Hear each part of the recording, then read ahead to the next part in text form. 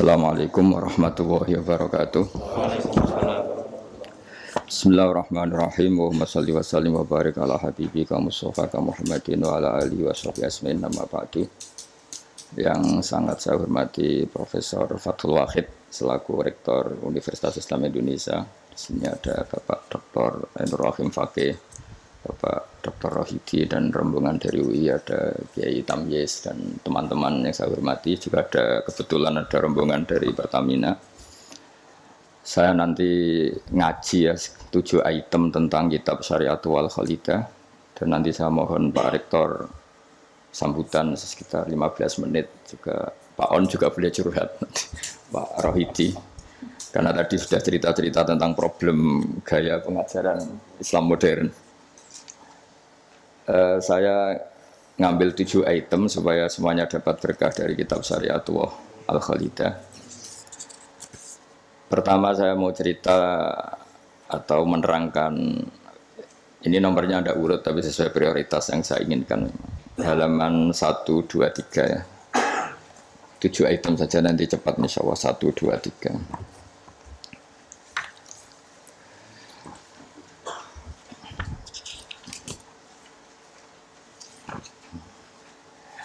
Nah, ini diterangkan di antara makalah ya, mutiara makalah yang disampaikan oleh Sayyid Hasan bin Ali, yaitu cucu Rasulullah SAW. Ketika ditanya oleh Imam Hasan Basri, kita tahu semua sanad thariqah sebelum Sayyidina Ali semuanya lewat siapa? Hasan Basri. Terus di Jawa jadi Hasan Besari, jadi macam-macam itu. Tukang ngeleh jeneng Jawa itu. Itu di antara makalahnya itu malam yu'min bi qadaillah wa qadari khairihi wa syarrihi faqad kafara. Tapi waman hammala dzambahu rabbahu faqad fajara. Jadi kalau orang tidak berkeyakinan qada qadar khairihi wa syarrihi minallah, dia berstatus kafir. Tapi orang yang mengkambing hitamkan Allah ketika dia dosa, faqad fajara. Dia itu orang yang enggak benar. Jadi ini sudah tengah-tengah, karena masyhur itu ada ulama ahli sunnah yaitu Imam Sanusi berdebat sama orang Mu'tazilah itu semalaman. Mu'tazilah itu tetap kokoh keburukan itu tidak dari Allah. Alasannya Allah itu memerintahkan kebaikan, masa menghendaki keburukan. Tapi pikirannya Imam Sanusi, idzan waqa'a fi mulkihi ma la yuridu. Alam raya ini kan seringnya banyak maksiat daripada taat. Berarti di alam ini lebih banyak yang terjadi bukan kehendaknya Allah. Berarti Allah kalah dong kalau gitu. Karena ingin baik ternyata yang terjadi buruk.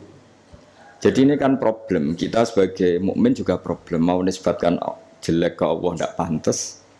Mau bilang elek itu kreasi setan mayoritas. Berarti yang menang partainya setan, itu kan ribet. Yaitu faqad kafar. Orang yang mengingkari qada qadar itu kafir. Tapi ketika kamu dosa kemudian bilang kehendak Allah itu faqad fajara, kamu pecundang. Nah ini sudah tengah-tengah. Jadi implementasi ini monggo mawon, sementing ini itu makalah-makalah yang disampaikan Sayyid Muhammad. Terus sekarang halaman 14 ya, ngambil 7 item. Ini acak saja karena ya emang kan nggak mungkin nih Pak On ngaji lagi, sudah sepuh ya. Dan ini teman saya lama, paling lama saya berteman di UI itu Pak On. Ini bawaannya Pak Zeni dulu. Pak Zeni juga pernah ke sini.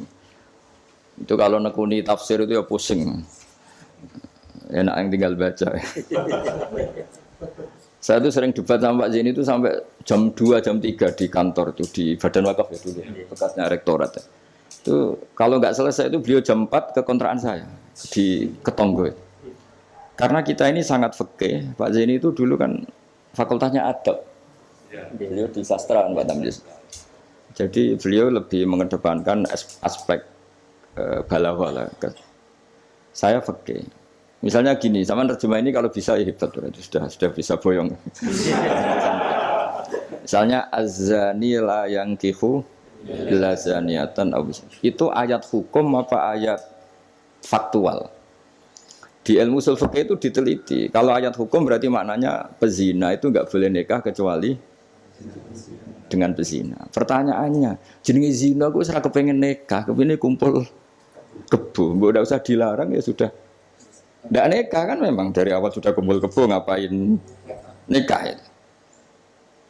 Jadi kalau diharamkan gunanya apa? Mereka sudah tiap hari kumpul kebo. Apa itu ayat faktual? Maksudnya Allah cerita al-waqi'ah, waqi'atul hal. Kalau dalam ilmu usul fikih, waqi'atul hal itu gini. Jenenge wong zina iku trene ya untuk wong sing padha-padha zania. Kan gak mungkin zanen kenalan mbek hafidhah gitu. Hafidhah kenalan. Jadi karena masa lalunya itu temannya itu ya entuk ya itu. Jadi itu bukan masalah hukum tapi masalah faktual. Jadi kalau dosen ya untuk dosen kan kira dokter ya untuk dokter kan kira-kira gitulah. Orang itu akan mendapatkan sesuai komunitasnya. Kalau mahasiswa sesuai yang dipacar lah. Orang akan menikah sesuai yang dipacar. Pacar terakhir baru. Yang dulu-dulu kan gagal. Nah itu bedanya jauh nanti. Kalau itu dianggap ayat faktual maka nggak dianggap nasah mansuh. Tapi kalau itu dianggap ayat hukum, pernah ada hukum bahwa orang yang soleh nggak boleh nikah zania. Terus hukum itu dimansuh oleh ayat wa ankihul ayama minkum wassolihin min ibadikum wa imam. Oh itu kan nggak bisa selesai. Mbok Sa'rawi, Mbok Imam Suyuti itu tidak akan selesai perdebatan seperti itu. Nah, kalau menurut asbabun nuzul ya mirip iya mirip enggak. Jadi dulu tuh sahabat dulu kan punya masa lalu lah. Di antara sahabat itu ada yang punya pacar perempuan cantik, namanya tuh Anak. Ketika dia sudah Islam, sudah baik, masih kangen sama pacar lamanya. Pacarnya itu di Mekah. Ketika Fatu Mekah ingat lagi. Jadi kayak mantane sampean terus rondo nilai meneh. Ini manusiawi sekali. Terus walhasil terus tanya, ya Rasulullah kalau saya nikah anak boleh ndak? Tapi dia masih begitu, maksudnya masih profesinya masih seperti itu, masih PSK lah kira-kira gitu. Kira-kira baghiyah kalau dalam bahasa Arab itu baghiyah. Terus karena si cowoknya ini sudah afif, sudah soleh, sama Quran dilarang, jangan. Kamu orang soleh kok nikah sama yang seperti itu. Nah, larangan ini itu larangan hukum, apa larangan sosial, apa larangan etika, itu perdebatannya ulama usul fikih. Kalau larangan hukum, itu jelas keliru. Kelirunya justru Islam tuh ingin yang zania itu nang nikah, dan statusnya zania itu hilang. Makanya Nabi itu punya sekian sisi unik karena beliau kadang ngendikan hukum, kadang ngendikan etika, kadang ngendikan tadi faktual, waqi'atul hal. Misalnya begini, ada seorang zania. Ini saya cerita aspek fikih. Zania sudah hamil, dinikahi orang lain. Ini harus melahirkan dulu apa enggak? Hampir semua ulama bilang enggak usah karena enggak perlu ada apa? Iddah. Untuk zania enggak perlu iddah karena iddah itu kan untuk nikah yang sah. Tapi suatu saat Nabi itu pernah ditanya, ya Rasulullah ada orang yang biasa kumpul kebo, lelaki dan perempuan bisa kumpul kebo, sekarang sudah nikah. Itu Nabi ngapresiasi dan beliau ngendikan, qad kharaja min sifahin ila nikahin. Ya baguslah sekarang yang tadi malam mungkin masih berstatus kumpul kebo, gara-gara nikah, sekarang kumpulnya sudah kumpul nikah. Jadi Nabi komentar, qad kharaja min sifahin ila nikahin. Dia sudah keluar dari tradisi kumpul kebo menjadi tradisi yang baik, yaitu nikah. Hubungan intimnya sudah berstatus nikah. Makanya kita-kita yang kiai itu kalau ada orang minta dikawinkan, itu bingung. Bingungnya kalau langsung dikawinkan geger BKUA. Kalau ndak, yang nakal loh. Justru kalau kayak Kangkang nggak nakal itu nggak wajib menikahkan sekarang. Nanti 40 tahun lagi ya nggak apa-apa. Tapi kalau orang nakal itu malah harus. Kalau minta dinikahkan sekarang kok kamu ndak mau, kan bisa aja malamnya gitu lagi. Padahal kalau kamu mau menikahkan, kumpul malamnya nanti sudah halal ya sudah sah. Tapi kalau kamu tidak nikahkan, kumpul kebo dan kuncinya di kamu karena kamu disuruh. Jadi mau tidak mau terlibat. Makanya kalau dalam hukum mengislamkan orang itu nggak ada boleh waktu jeda. Misalnya ada orang kafir tanya, Gus Bak saya syahadatkan. Itu kok saya bilang sudah duduk dulu ngopi dulu. Itu saya ikut murtad. Karena membiarkan dia sekian menit dalam keadaan kafir. Yang saya bisa menghilangkan saat itu juga. Maka harus langsung disyahadatkan. Karena ibqa alal kufri, kufrun, menetapkan kekafiran itu. Ya nggak boleh saya mandi dulu atau ngopi-ngopi dulu, nggak boleh, harus langsung. Ibarat gini lah, kafir itu kan taruhannya neraka. Ibarat ada orang kecelakaan, kamu pas pakai celana pendek di jalan, kan nggak boleh kamu, tak pakai baju dulu. Sedang dipelindes truk lagi kan. Harus langsung, meskipun Anda dalam kondisi yang tidak sempurna. Nah, resikonya tadi pas kamu bikin kopi ternyata orang itu mati, berarti matinya mati kafir. Yang andai kan langsung kamu talqin syahadat, dia mati Islam. Begitu juga orang yang kumpul kebo minta kamu nikahkan sekarang. Kalau kamu nikahkan maka nantinya sudah kumpul nikah. Tapi kalau enggak, nah tapi kalau orang soleh seperti ini biarin aja nggak apa-apa. Jadi orang soleh itu ya ada resikonya karena sepe tidak mengharuskan nang nikahkan itu.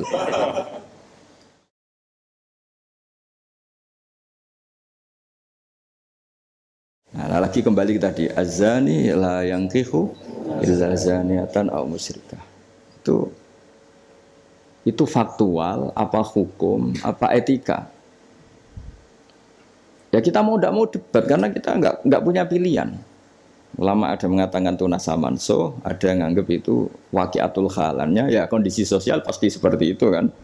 Nah, masa zani misalnya terus akrabnya sama hafidho atau solihah kan kemungkinan itu kecil. Kalaupun akrab ya mungkin yang satu nipu kan, pura-pura ada orang hidung belang kan. Nah itu mau tidak mau itu harus debat seperti itu. Terus kedua aspek yang sering saya debat dengan Pak Zaini itu aspek bahasa fikih. Bahasa fikih itu menuntut vulgar. Enggak boleh kinayah, enggak boleh persemuan takrif. Kalau bahasa Pak Zaini karena beliau biasa kesusastraan itu lebih halus. Itu memang ya ribet. Ya karena kita sering tidak punya pilihan. Saya ulang lagi sering tidak punya pilihan. Enggak boleh misalnya zina itu dibahasakan tidur bareng. Enggak boleh. Karena kalau tidur bareng dihukumi zina berarti orang yang tidur bareng tidak melakukan itu boleh dirajam kan. Itu kalau di fikih harus vulgar. Ada saksi yang menyaksikan itunya masuk sampai detail. Saksi ngerti tidur bareng atau berdempetan saja enggak boleh. Jadi ya agak kacau memang bahasa fikih itu mau tidak mau harus vulgar. Harusnya orang-orang etik itu enggak mau. Nah, di sini terus misalnya ada masalah ketika aula mastumun nisa. Aula mastumun nisa itu bahasa sastra apa bahasa beneran gitu. Kalau bahasa sastra berarti Quran itu sangat halus sehingga membahasakan jima itu lamastum. Nah, Ibnu Abbas berpendapat itu atau kamu hubungan intim sama istri kamu itu membatalkan wudu. Nah, ini yang kelompok-kelompok tertentu berpendapat gitu, makanya untuk batal nunggu hubungan suami istri. Tapi ada ulama mengatakan lamastum memang benar-benar nyentuh, jadi sekedar nyentuh tangan ini sudah batal. Jadi efeknya ini besar. Yang satu bilang lamastum kinayatun anil jima, sehingga untuk mengatakan batal harus nunggu jima. Yang satu ya memang lamisa, memang pegangan saja. Nah, terus jadi dua kelompok mazhab itu. Jadi memang perdebatan memaknai Quran itu ya mau tidak mau. Cuma kalau sama-sama ahli kan masih ada ringnya. Nah, sekarang yang ribet itu mau Quran Raiso isane terjemah melok nafsi riwayat itu. Musibah itu. Itu musibah besar. Nah, karena Quran itu kalau bahasa itu diulang. Diulang ini supaya maknanya itu begitu. Kadang sama. Makanya kata Imam Ghazali ngulang itu karena sama. Misalnya gini ya. Tak beri contoh ya. Orang dosa itu pasti punya akibat ke orang lain. Disebut ajroma. Ajroma itu melukai orang lain. Innal ladzina ajromu kanu minal ladzina amanu yadhakun. Tapi nanti digenti. Kalau ajromu ini ditafsir digenti kafaru karena di belakang digenti fal yaumal ladzina amanu minal kuffar, bukan minal mujrimin. Jadi di depannya pakai kata ajromu, di belakang pakai minal kuffar. Misalnya tadi ada 3 kelompok di akhirat, menerima tangan kanan, menerima buku dengan tangan kanan, kedua dengan tangan kiri. Tapi yang terlalu buruk itu waro adzhri, menerimanya membungkungi yang ngasih. Jadi misalnya kamu malaikat yang ngasih buku, terus lama ya sudah yang fatal itu ya sudah nerimanya dengan tangan kiri, dia membungkungi yang ngasih. Jadi sudah ngawur secara etika. Misalnya dipanggil si A sini. Si malaikat tadi orang ini memang bakat buruk. Pas nerima buku itu sudah sangat tidak beretika. Sudah dengan tangan kiri sambil membungkungi. Sehingga malaikat ini semangat ngadapnya ya kumat lah, kumat mangkelnya itu sudah tidak beretik, sudah pakai tangan kiri membungkungi. Tapi kita yang sopan itu kan menghadap pakai tangan kanan. Ya muni matur nuwun barang menapa. Sehingga terus jadi malaikat itu makanya semua nanti di akhirat. Nah, akhirnya kelompok itu hanya 2. kanan dan kiri. Nah kiri ini yang ekstrim sampai ya sudah kiri. Nah itu kata Imam Ghazali, jangan kira ada kelompok tiga, ya ada yang biyamini, bisimali, waro'a dori gitu maksudnya. Jadi sering seperti itu. Jadi hanya dua tapi diredaksikan tiga. Begitu juga neraka misalnya. Neraka itu Kiai kuno nak darani digelundungno ning neraka. Itu bahasa paling bener ya.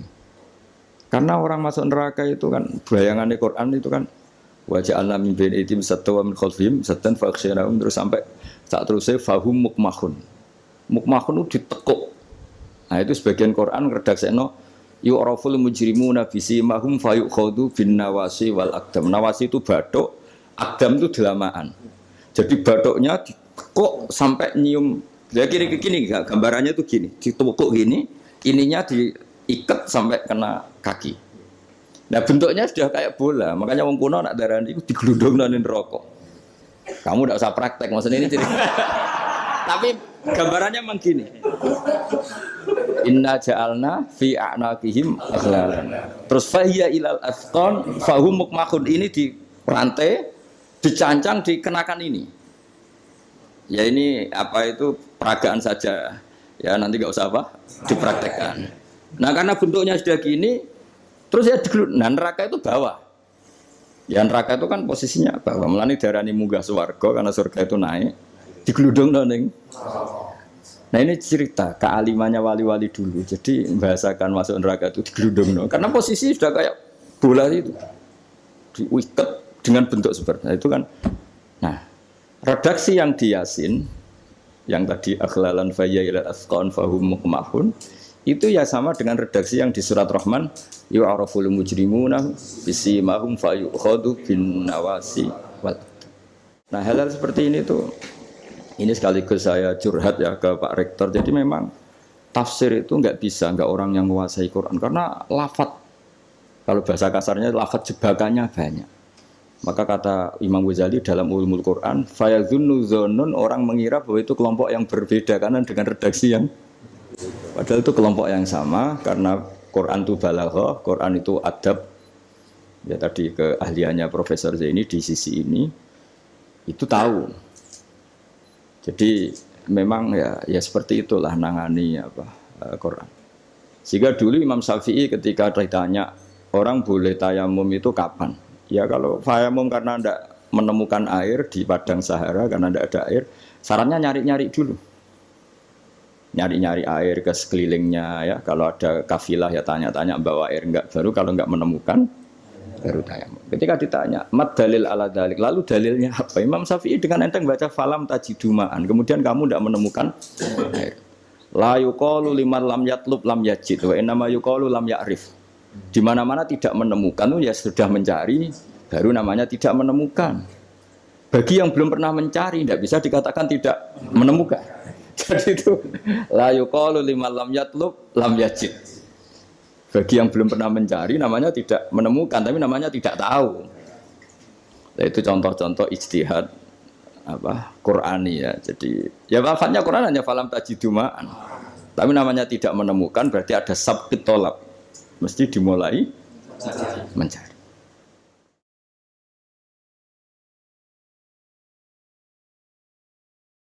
Ya, terus berikutnya ini ya acak saja. Enggak sampai 7 ya enggak apa-apa, sekenanya aja. Ini kan curhat susahnya nerjemah. Makanya terjemah itu antar orang alim ya beda, bodoh sama alim tambah beda.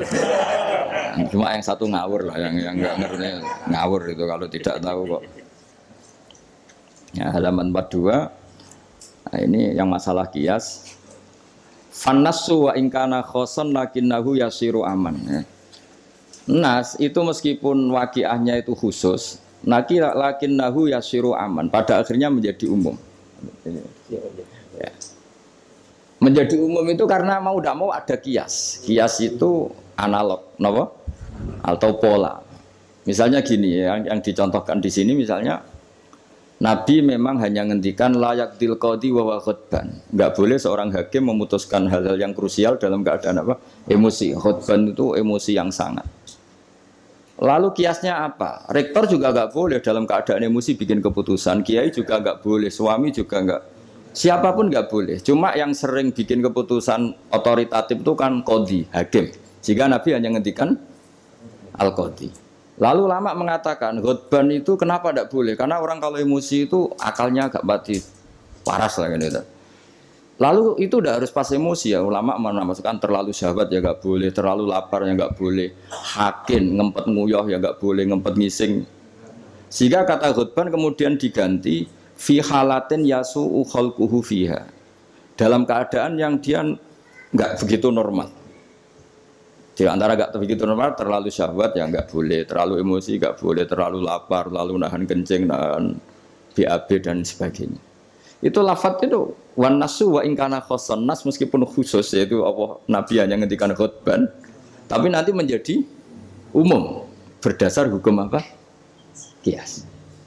Nah di sini Pak Ainur Rahim Fakih yang sering kita beda ya. Misalnya ini bukan meng-NO-kan yang Muhammadiyah atau Muhammadiyahkan NO, karena kalau kita ini biasa saja.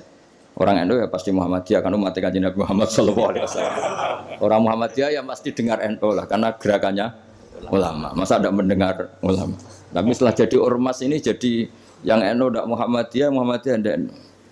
Misalnya kamu NO ditanya Allah, akun tamin ummati Muhammad, ya naam. Itu bahasa Arab ummati Muhammad itu. Terus Muhammadiyah tak kok iki anut sapa ya anut ulama. Jadi tapi wong nganggur geger ya seneng. Nah kita termasuk yang enggak nganggur jadi rapati geger. Saya beri contoh. Nabi itu ketika habis sholat, itu akbala aliyah Nabi wajih, langsung berputar menghadap ke kita. Jadi kalau di Indonesia langsung menghadap ke timur. Itu ada yang mempraktekkan, dan itu bagus. Jelas semua teks hadis seperti itu. Tapi di beberapa hadis itu insorofaan yamini, kadang insorofaan simali. Karena begini, Nabi itu kalau sholat, itu orang yang dari 7 kilo, 8 kilo semuanya lari. Kepengen makmum Kanjeng Nabi. Sehingga kalau makmum Nabi ini bahaya ketika itu ada sefur. Alhamdulillah. Memang janjian rawuh. Ya saya teruskan ya. Jadi ternyata di syurahul hadis, para pensarah hadis, ketika Nabi menghadap ke timur, dan itu ya banyak yang meraktekkan, dan menurut saya tidak masalah.